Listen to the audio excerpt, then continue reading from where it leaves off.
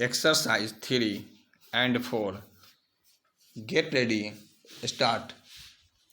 Sir, I would submit that the partnership films, proprietary films, private limited companies are nothing but glorified partnerships, and the Act should be amended in such a manner that the small private companies are kept outside the purview of this department. Only then the government department can concentrate on the really larger violations where companies have started doing badly, but the balance sheet does not reflect that, with the result that more people start putting deposits and face difficulties later. There are investment companies about which the people do not know, and they do not know whether they have the approval of the Reserve Bank of India or not, and by the time the government machinery acts, a large number of people find themselves duped by these companies, and these companies cannot be stopped unless the company law department is vigilant.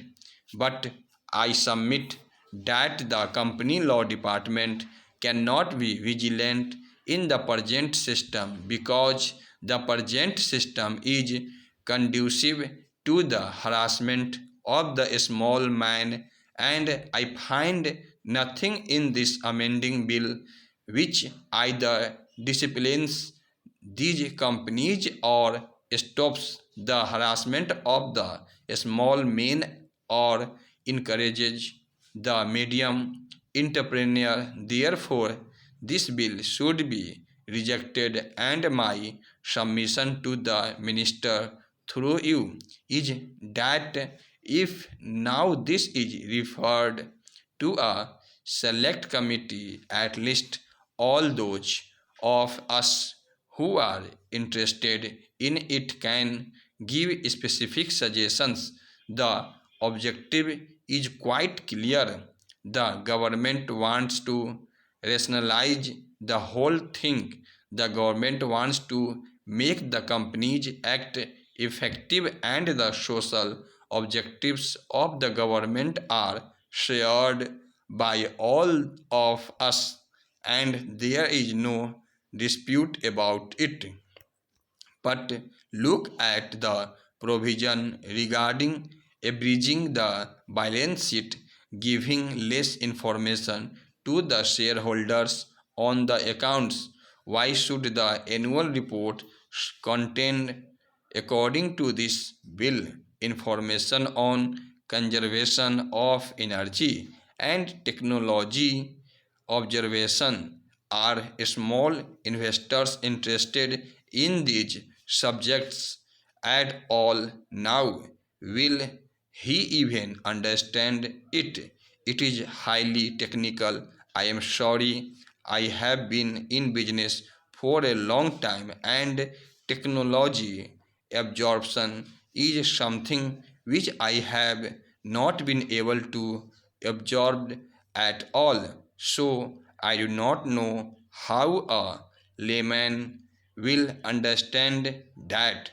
With this kind of concentration, I think this bill is a typically bureaucratic bill which only encourages more paperwork. It is good for the bureaucracy and the government. Sir, the four specific things where I would like to draw the attention of the minister are: it has been provided in this bill that private limited companies who accept fixed deposits will be deemed to be public companies.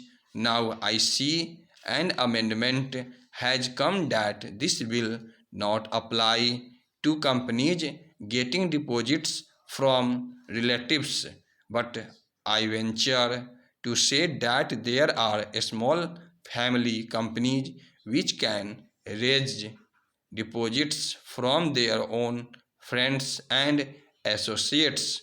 Why should they become public companies? They are not getting money from the public in the wider sense. If they are getting loans, they are small loans from commercial banks against securities, but bridging or by roping in all these companies, really what we are doing is that we are not applying the law to these companies but allowing law to become ineffective in the case of big companies, and this is precisely what is happening.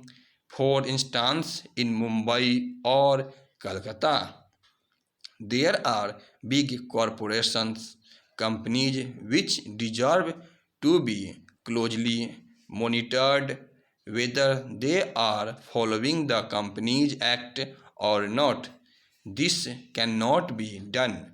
Howsoever great our desire may be with a limited number of staff, and every year we probably can go on increasing the personnel in the company law department, but the administration of the act cannot be effective unless we do an ABC analysis and see that only those companies where public money is really involved are closely monitored, and there I say I am totally against this whole concept.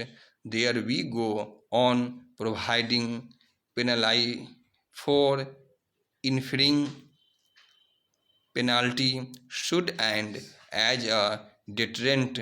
How far are we able to deter the large companies from violating the law? Here I see a very strange amendment that in the case government does not approve the managing director's appointment, the managing director will be fined rupees 500 per day for the number of days that he refuses to vacate the office. I do not understand this logic. The law should be that government has not approved the managing director's appointment, and the managing director should therefore have vacated the office from the moment government has disapproved of it. But to provide a penalty of a few hundred rupees in the event of his continuing in office for the period when government had disapproved the appointment is very strange. The whole Companies Act should be looked at afresh. There should be a select committee, or the Honorable Minister can on his own bring a motion for a joint committee of both houses. Nothing will be lost if this bill is not passed immediately. The bill should be made through. Stop.